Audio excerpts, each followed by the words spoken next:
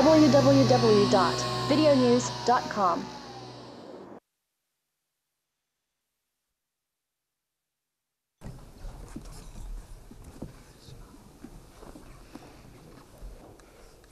お待たせしました。それでは、これからですね、参加型ニュースブログサイト、ハフィントンポストのメディアグループのプレジデントであり、編集長であるアリアナ・ハフィントンさんの記者会見を始めさせていただきます。皆様ご承知のように、ハフィントンポスト社と朝日新聞社の共同出資でですね、昨日5月7日にハフィントンポスト日本版がスタートしています。で、ハフィントンさんはそのスタートに合わせて来日されました。今日はこういう機会を得て、非常に記者クラブとしてありがたいと思います。記者会見の時間はですね、だいたい45分を考えております。まず最初にですね、ハフィントンさんに、アリアナさんと言った方がよろしいですね。アリアナさんに、10分程度、これからの、今の戦略、あるいはニュースブログサイトというものの可能性、そういうものについてですね、お話を伺った後、質疑を始めたいと思います。それではよろしくお願いいたします。Thank you very much. It is a real honor to be here. I understand that there aren't many digital journalists who are members of this august club. So I'm very honored that Yoshida-san, our partner, the Asahi newspapers, and the club invited me to be here. It is a great day for us at the Huffington Post Japan. It's the second day of our launch. And it gives me great pleasure to be here to speak for a few minutes and then take your questions. So I wanted to say a few things about the Huffington Post and the beginnings. We launched the Huffington Post in the US in 2005, May 9th. Actually, tomorrow we are going to be 8 years old. And our partner, the Asahi newspaper, is 134 years old, right? So it's a real marriage of traditional media and new media. And I believe that the future is going to see a convergence between traditional media and new media. I don't think newspapers and magazines and print are going to die. I think they will simply evolve. And by having a robust digital strategy, they can survive and thrive in the new digital age, because there is something in our DNA that still wants to read a newspaper and still wants to read a magazine. I know I subscribe to 7 newspapers in the United States, and there is something about underlining things and cutting them out of the paper that I still love. At the same time, those of us who are new media are adopting the best traditions of journalism. At the Huffington Post, we believe profoundly in investigative reporting. Last year, our 10-part series on the lives and challenges of veterans returning from the wars in Iraq and Afghanistan won a Pulitzer. We were the first for-profit digital site to win a Pulitzer. This year, we had 26 reporters out investigating the rise of poverty in America. And this is a big part of what we believe and want to continue doing. At the same time, we are a journalistic enterprise, absolutely determined to do the best we can to pursue truth and to make sure everything we do is accurate and fact-checked. At the same time, we are a platform. So while we have over 800 journalists, engineers, editors all around the world, we are also a platform that is available for our readers, whether they are well-known or not, to be able to express themselves. It is not a free-for-all. It is, there has to be a quality bar that is cleared. Our editors are the gatekeepers, but one of the things that I love most about what we do is that you may have a very prominent politician or writer right next to a homeless teenager who has something interesting to say. And in fact, that happened last summer, and the homeless teenager's post was seen by the Harvard admissions office, and he was offered a place at Harvard. That, for me, is the connection that can now be made online, and the Huffington Post is very committed to, and we want to do the same thing in Japan.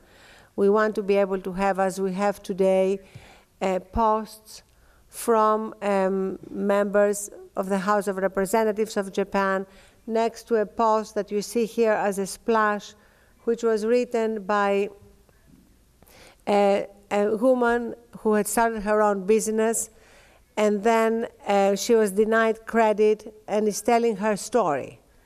So we want people not just to use the Huffington Post to give their opinions, but to tell their stories, and to have a megaphone that can bring these stories to everybody's attention. The way the Huffington Post works, on the left-hand side is we have our blogs. In the middle, we have our major news stories, more political, economics, business. And in the right-hand side, we have the lighter stories, entertainment, style, fashion. And at the moment, we are launching with 4 sections: the front page, economics, international, and a culture and a section on society that will cover culture, spirituality, style, and everything else that goes into making our lives. So another thing that is very important for us at the Huffington Post is not only to be covering the stories that are about corruption and dysfunction and all the things that journalists traditionally cover, but we also be covering the good things happening. Because I believe that journalists have not done as good a job at putting the spotlight on what is working, on what is right. So in the States, we have an entire section called What is Working that tracks, for example, startups, young and old entrepreneurs who are starting businesses, that charts innovation, that puts the spotlight on acts of charity and philanthropy and generosity, because we believe that when we do that, we have an opportunity to magnify the good, to help it scale, to help replicate it.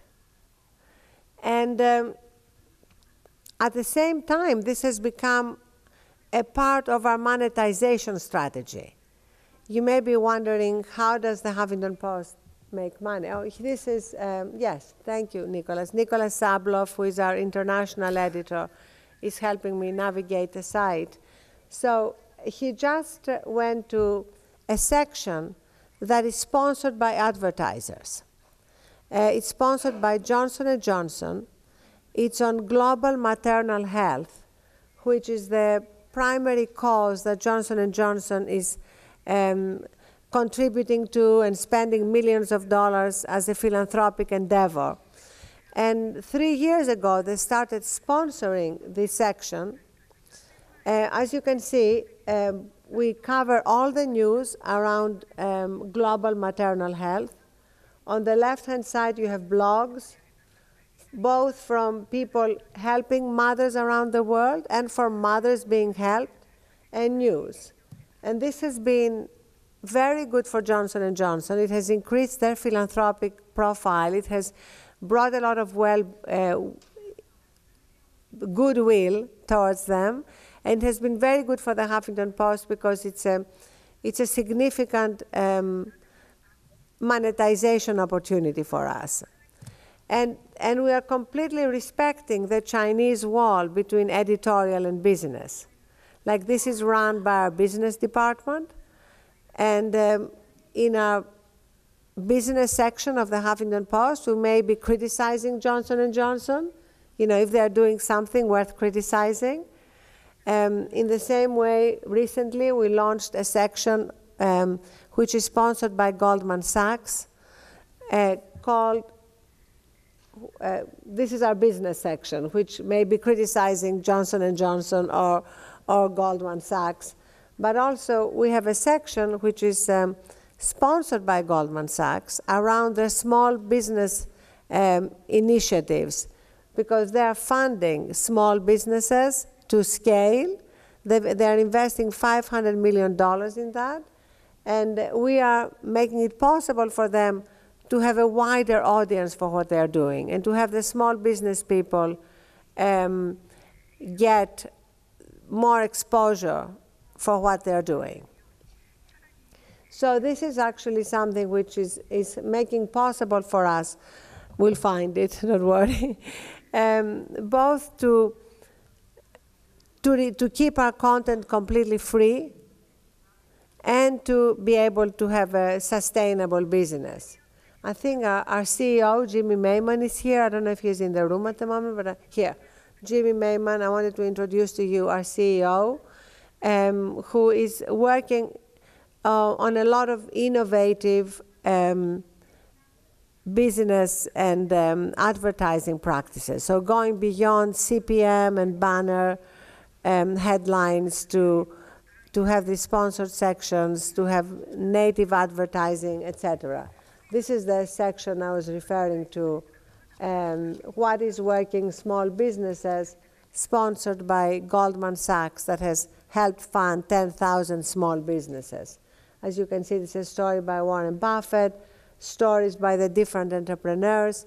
So this is something which is novel, which is something that was not done before the Huffington Post, which can protect the best interests of journalism while making it possible for us to keep our content free, which also, of course, makes it easier for us to grow our unique visitors, which now are at about 100 million globally. Launching the Huffington Post internationally was always a dream of mine. I am the daughter of a journalist in Athens, Greece, and I grew up with a romance of journalism. And when we launched the Huffington Post, my biggest dream was to take it internationally, because I wanted us to have a global conversation. And we launched our first foreign edition 2 years ago in the UK, then in Canada. And after that, each of our foreign editions is a partnership with a major media partner. In France, with Le Monde, and Le Huffington Post yesterday in France reached 3 million unique visitors and is now the #1 online site. In Italy, we launched with the Espresso Group. In Spain, with El País. We are thrilled to be here launching with the Asahi Group, and our next launch is going to be in Germany with Berda, and after that in Brazil. So I want to leave a lot of time for questions, to address anything you're interested in. I just want to say that for us, it's particularly exciting to be in Japan at this moment of transition in the country, with a new government pursuing different policies that are challenging the traditional austerity measures that so many countries in the West are following.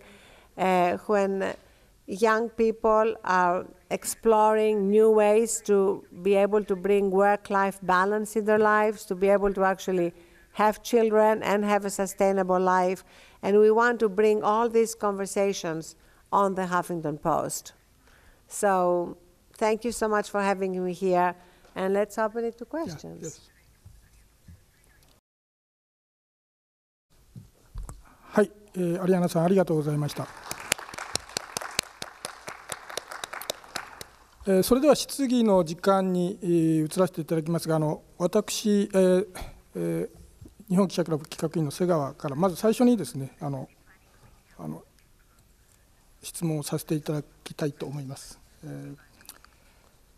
先ほど今のお話にありましたようにですね、英語圏、つまりアメリカ、イギリスにおいては特にどこかの既存メディアと組んでやるということではなく、独自に展開されたわけですが、その後非英語圏に移ったときに、それぞれの国の大きなメディアとですね組んで始めているということなんですけれども、その戦略の転換、なぜそういうふうに戦略を変えたのか、つまり非英語圏でも独自に展開することは可能ではなかったのかと思うんですけれども、その戦略の転換というのは何が原因なのかということを一つお伺いしたいのと、もう一つは日本では朝日新聞と提携されたわけですけれども、この朝日新聞との提携というのは朝日新聞から先に声がかかったのか、それともハフィントンポストから声をかけたのかで、どういう形で交渉が進んでということをちょっとお聞きしたいのと、なぜ朝日新聞なのかという他にもいろいろメディアあるわけですけれども、なぜ朝日新聞なのかということについてお聞きしたい。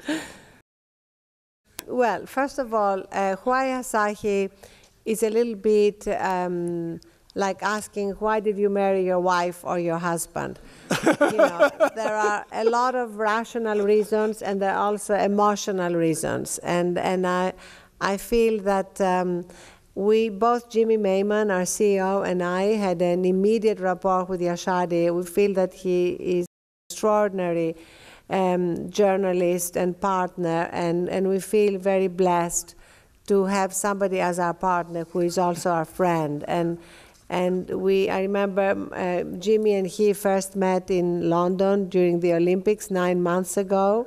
So the courting started only 9 months ago, and here we are already married and having a baby. So it all happened very, very fast. And when we first met, when he came to visit our newsroom, and then we went to lunch, I felt an immediate rapport. We could talk about everything together, and I particularly loved the fact that we connected even on my deep appreciation for traditional Japanese values around Zen meditation, the tea ceremonies, the ability to live life with more grace and less struggle. I think these are values that the West and the world generally desperately need, and that perhaps many Japanese people have forgotten. So we would love, on the Huffington Post Japan, to be able to have people, both people practicing and people learning, write about all these great traditions and how they apply to our modern lives, and then to take all these teachings and all these practices and take them internationally all around the world. I think the world is hungry for this. This is the perfect time. Already in the United States, 25% of corporations, including big corporations like General Mills and Aetna, offer to their employees Zen meditation as a way to help them to help healthcare costs down, to help them lead more sustained lives, to help them be more creative and less stressed. You have major iconic figures like Steve Jobs telling his biographer Walter Isaacson that he came up with his best ideas for Apple, his best products after Zen meditation. So it's kind of interesting that something that is here, part of your life, you're surrounded by shrines and temples and monks, is actually being introduced to the West and practiced by many people who are leading very creative and very effective lives. So one of the things that we discussed is how do we capture all that in the Huffington Post Japan and then take it internationally. And you asked me another question. Yes. アメリカとイギリスでは独自に展開したわけですね。アメリカではニューヨーク・タイムズと組んだわけではない。まあ、朝日新聞というのは日本で言えばニューヨーク・タイムズのような新聞なんですけども、本来はライバルであるところで、ですからなぜじゃあアメリカではそう組まずに、海外では組んでるのかというその点をお聞きしたい。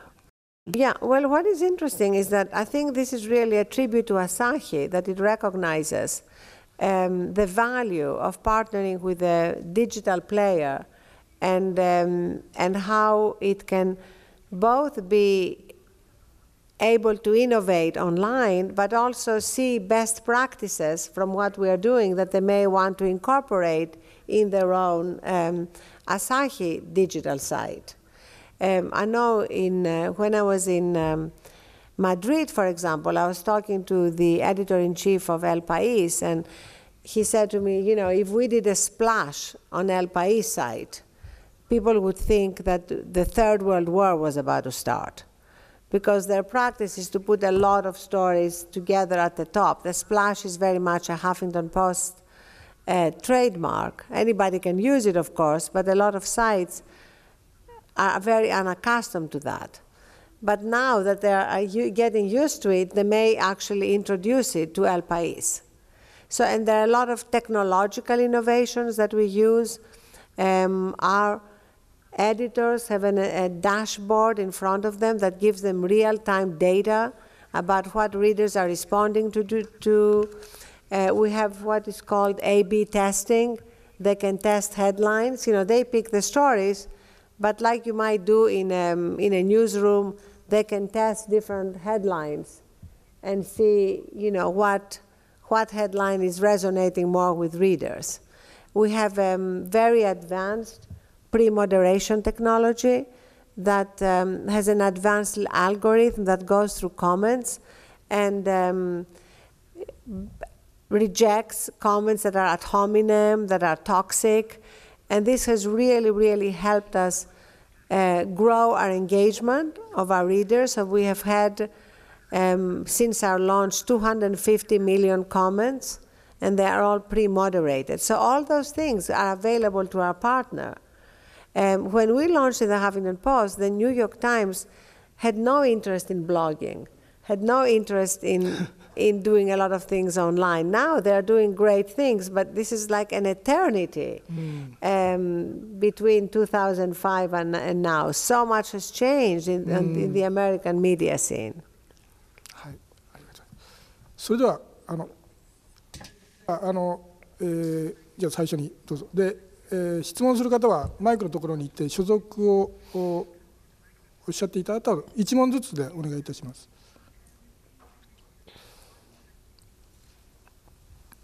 個人会の小林と申します。一問とおっしゃったのであれですけれども、先ほどですね、紙のメディアはなくならないという非常に心強い発言があったわけですけれども、実際には7し取られているそうですが、紙のメディアがこれから、例えば、ニューズウィークは紙の媒体をやめましたし、もしニューヨーク・タイムズとかそういうところがですねから経営がダメになって、そして助けてくれという要望があったら、要請があったら、あなたは、そこに手を差し伸べられるでしょうか。紙の媒体の経営についてどういうふうに考えられているかお聞きしたいんですが。So thank you. I feel that the New York Times is doing a lot of great things online, as I said, and a lot of great things with video and with infographics. At the same time, they continue to be burdened with a lot of legacy costs, you know, print costs. For them, they have chosen, you know, a paywall and metering strategy, which is giving them a secondary source of income.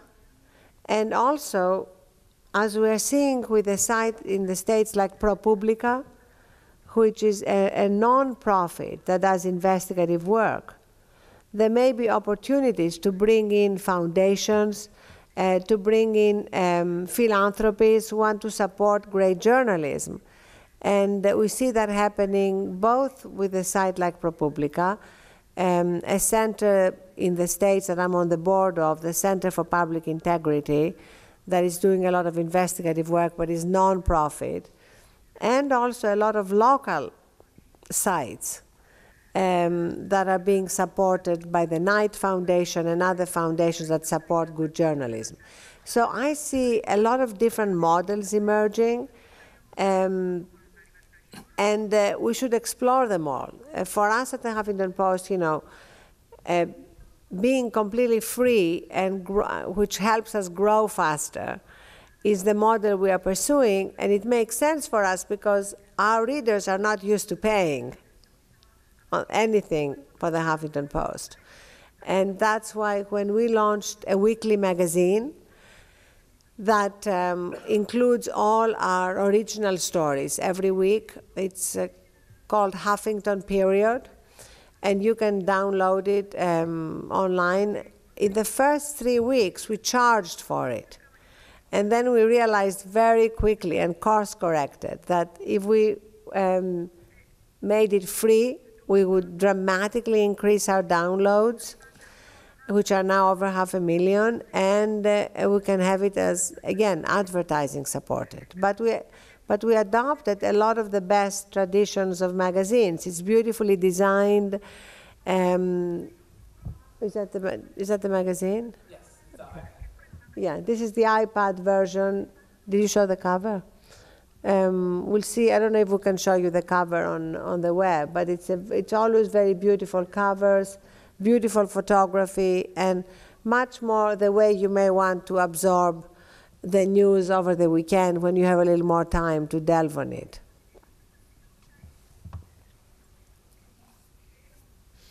So at the top, you can see these are covers of the magazine.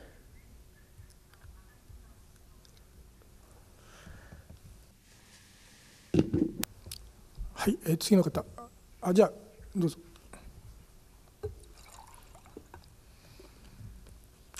Isabel Reynolds from Bloomberg News. You are, to all intents and purposes, a female media mogul. You may have noticed that phenomenon doesn't exist in Japan. Do you find it odd that women don't take high-profile positions in the Japanese media or indeed in other fields of Japanese life?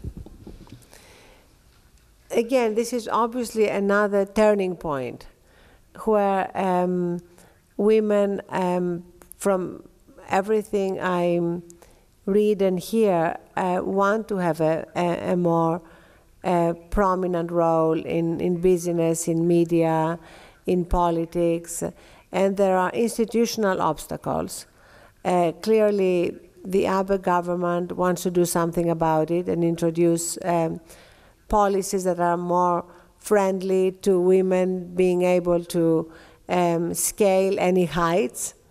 At the same time, I was surprised to read the results of a survey that showed that even among young men, about half of them want their wives not to work but to be at home, which is also, I think, a function of how demanding work is and how it sort of intrudes on relationships and family. So this is an area where clearly, both in Japan and in the West, we need to course correct. We need to create working conditions which make it possible to work, to have a successful career, and to have a family, and not to go crazy in the process. And I think there's a lot of work to be done, both at the level of institutional barriers, but also at the personal level. Women often have a harder time overcoming fears of failure. And I wrote a book about that called On Becoming Fearless, by which I mean not that we really eradicate fears, but we proceed to do what we want even when we are afraid.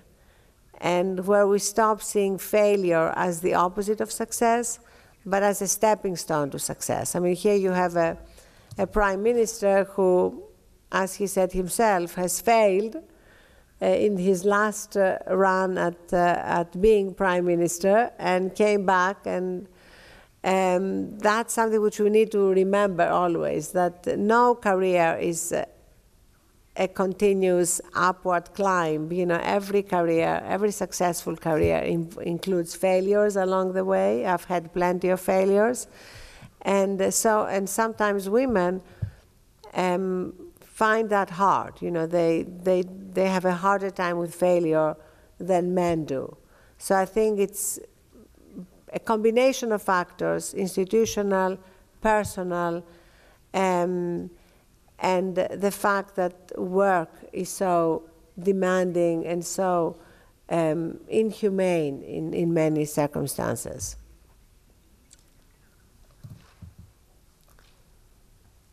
それでは、はい、どうぞ。朝日新聞の OB で、現在早稲田大学で瀬川先生と一緒に教えております森と申します。一つお聞きしたいんですが、これまでの日本のですね既存のメディアっていうのは、公共性いわゆる自らの公共的存在だということを非常に強調してきたんですね。で、それがどの程度ですね実現されているか、あるいはどのように考えているか別の話として、そういうようなことをアピールしてきた。一方現在ですね、いわゆるインターネットメディアは比較的そういったことを口にする、あるいはアピールするということは非常に少ないんですね。それはそういったことはそもそもそのメディアに必要でないと考えているのか、あるいはそんなことをことさら強調しなくてもですね、実現されるというふうに考えているのか、そのどちらか分からないんですが、一応現象としてはそういうことだと思うんですね。で、その公共性ということ、言葉を変えると社会的な貢献ですね、そういったことをこのハフィントンポストはですねどういうふうに考えておられるかということをお聞きしたいと思います。Absolutely, we believe that the only thing that we are concerned about, our only priority is what is in the public interest, that we are not here to cheerlead any particular leader, any particular party, but simply to identify what is in the public interest and write and report and comment on that. And we call our coverage in the United States, and the same would be here, beyond left and right, beyond liberal and conservative, because there are so many positions on the most important issues of the day which cannot be easily divided into liberal, conservative, left, right. If you take the jobs crisis, that is a crisis for the country. Whether you're a liberal or a conservative, that is a crisis that should concern us, that we should be prioritizing solutions to. The question of women participating in the workforce, again, this is in the public interest. It obviously affects growth. It affects the prospects of the next generation, and it is in everybody's interest, wherever they are on the political scale, to want to improve conditions there. So we actually believe that sometimes the media make an analysis of what is happening harder by presenting everything as left or right or liberal or conservative instead of focusing on what is in the public interest.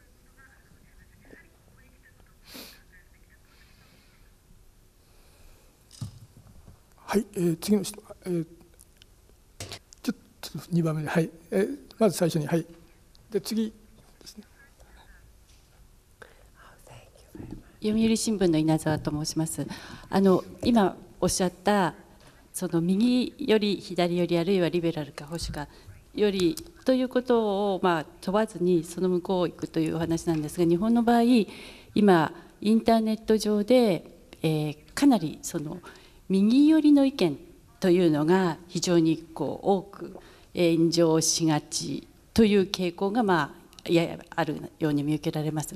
でその場合ハフィントンポストは、先ほどのお話にもありましたように今までのいわゆるジャーナリスト以外の人たちからの、情報発信もどんどん積極的にやってらっしゃるということだと思うんですが、その時にそのクオリティをどう維持していくのか、ジャーナリズムというのとその一般の人たちの意見というのをどこでこううまく調整していくのか、そこの、これまでのご経験も含めて、その質の確保と、それからジャーナリズムと一般の人たちの意見をどうバランスさせていくのか、そこのお考えを教えてください。Thank you. So, well, the traditional journalists are, for us, the ones on our payroll. You know, they're the journalists that we hire to be our reporters, our editors. So obviously we choose the ones that we can trust to be the best they can be. In terms of the bloggers, the non-traditional journalists, if you want, we have gatekeepers, we have editors. So there are two ways you can blog on the Huffington Post. One is to be invited, and I would love to invite all of you to blog on the Huffington Post and cross-post it on your own site, on your own blog. It's not about exclusivity, it's about bringing great content. And we have, in fact, bloggers on Huffington Post Japan who have their own blogs. But they are cross-posting on the Huffington Post Japan, which simply gives them a wider audience and no extra work. So, but we had to invite them because we trust what they are writing, or they had to approach us and then we had to evaluate. And the ones that are fully trustworthy are given their own password, so they can blog directly on the site. Others will have to submit blog posts, and our editors will evaluate and decide if it is something that should appear on the site. So it's not a free-for-all. It's complete quality control. And of course, the same applies to the commenters. They are pre-moderated. I believe very strongly that it's time for the internet to grow up. You know, flaming, ad hominem attacks, all that is like the adolescent internet. And now we are old enough to grow up and have the experience be more curated, more edited, and avoid the worst aspects of the internet, which simply make a real conversation, a real debate impossible.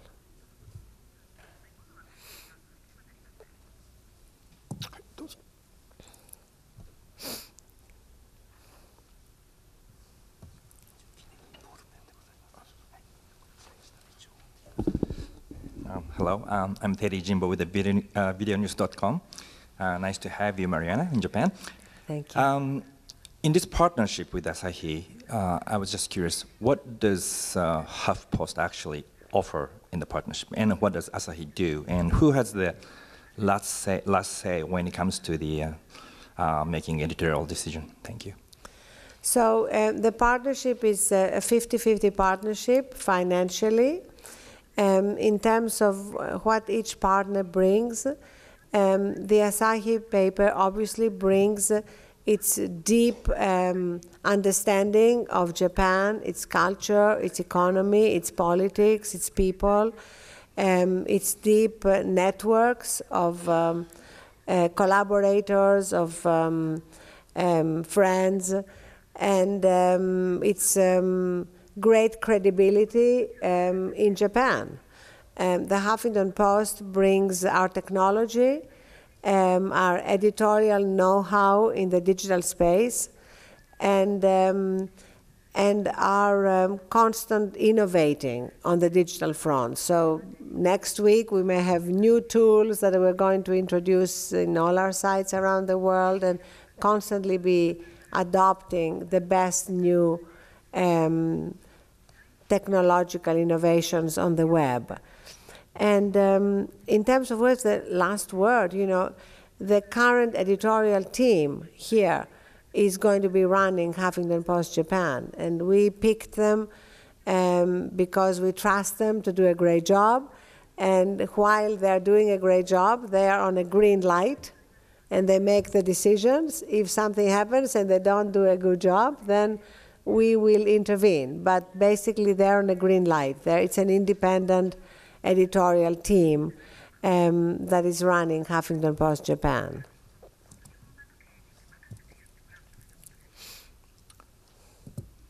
はい。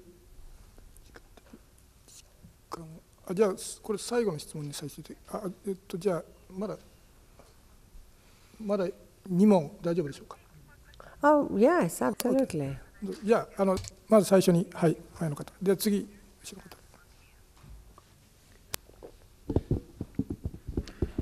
Yeah, my name is Takeuchi. I'm working for Johns Hopkins University of Washington, D.C. I'd like to ask you how you look at the Chinese market. I'm not sure you have any strategy yet, whether you have, but how you look at that opportunity and the risk in Chinese market. And the second question I have is that your political position in the United States.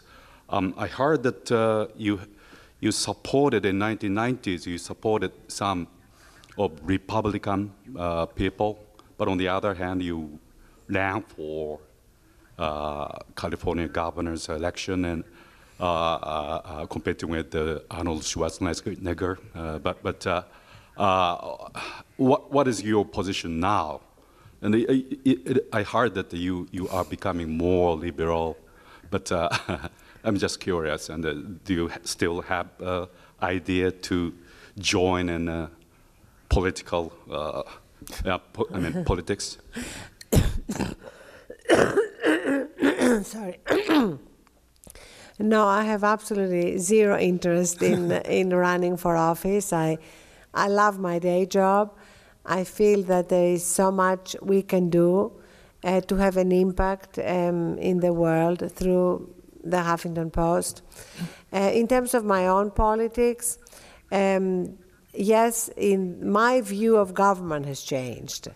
So while on social issues, abortion, gun control, gay rights, I was always what you would call a liberal.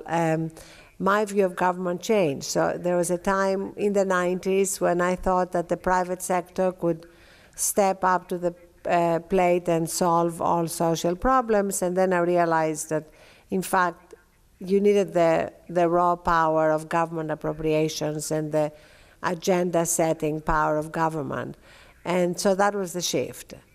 And in terms of the Huffington Post, though, we very much, as you'll see, believe in calling them as we see them, in being critical of politicians and parties depending on what they're doing and supporting them depending on what they're doing rather than because they're liberal or conservative. And your other question? China.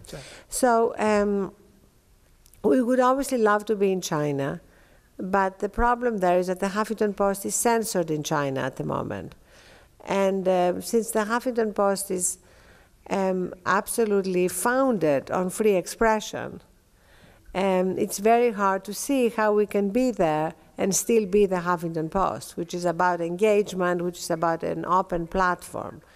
But we are looking at ways we may be able to do that. And if you have any ideas, please let me know. じゃあ最後質問。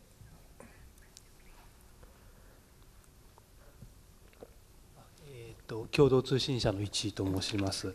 主に2点あるんですけれども、1点はもうすでに他のところも言ってられるかもしれない。もう一度日本にビジネス展開する狙い、目的をもう一度教えてください。というのはビジネス上の興味、プロフィットを出す、もしくはビジネス上の展開ですねをメインに考えている上での考えた日本の進出なのか、もしくはメディア、世界中のメディアですね、報道の在り方をハフィントンポストで変えていきたい、もしくはこういう価値観を広めていきたいという理由があるのか、そこの進出のコアな理由をもう一回説明してください。もう一点は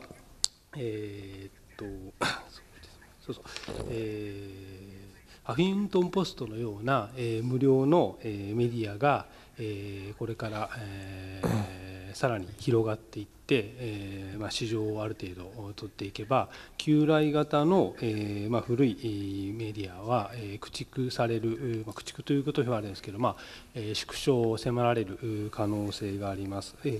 で、そういうメディアが苦境、既存のメディアが苦境に陥るというのは、アリアナさんが理想とされるような報道の自由だったり、その民主主義を支える、報道機関が、量的にも、数的にも、少なくなって、逆に、大手の河川だけになってしまうという可能性も秘めていると思います。それは別にハフィントンポストを批判しているとか、それが悪意を持っているとかって意味じゃなくて、結果として今の小さいメディアで頑張っているところというところが苦境に落とされるということが考えられると思います。その点について考えをお聞かせください。